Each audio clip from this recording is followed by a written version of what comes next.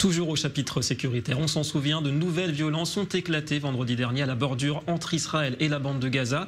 Et alors que le Hamas a décrété la journée de demain comme étant un test, eh bien l'armée israélienne lance de son côté un avertissement aux Gazaouis. Bonsoir Léa Berdugo, un avertissement via une vidéo.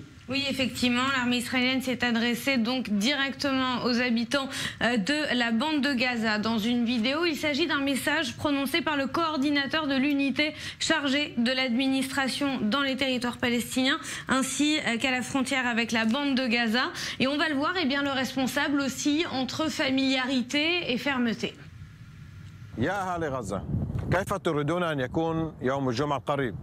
هل تريدون أن تقضوه مع أبناء عائلتكم أو بمشاغبات على السياج الأمني؟ جيش الدفاع لن يقبل بأي مشاغبات على السياج الأمني. محاولة للمس بجنودنا أو الاعتداء على سيادتنا ستقابل برد صارم من قوات جيش الدفاع. لا تقتربوا من الجدار وكونوا على بعد منه وهكذا تحافظوا على سلامتكم.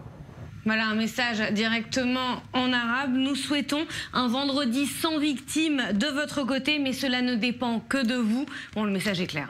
En tout cas, de telles annonces, Léa, sont assez rares, faut le dire, de la part du commandement israélien. Oui, cette annonce est la première depuis plusieurs semaines. Alors pourquoi elle intervient maintenant? Eh bien, il y a deux raisons. Tout d'abord, le fait que les violences aient explosé la semaine dernière ayant entraîné la mort de 4 Gazaouis, et en raison également des multiples appels du Hamas suite à cette journée, notamment la promesse, on l'a entendu, de faire de la journée de demain un test afin d'évaluer le comportement ainsi que les intentions de l'armée israélienne. Et puis il y a un contexte particulier puisqu'on attend l'arrivée imminente d'une troisième valise remplie des fameux dollars qataris. Oui, effectivement, troisième livraison de l'argent qatari au sein de la bande de Gaza. On le sait, c'est une livraison qui est faite avec l'aval d'Israël. Alors cet argent qatari, eh bien, c'est ce qui avait permis à l'époque aux violences d'être contenues. Reste à savoir maintenant, avec les différents appels du Hamas à la révolte au sein de la Cisjordanie, eh bien, quelle sera la situation dans la bande de Gaza et dans quelle mesure eh bien, on va assister à une explosion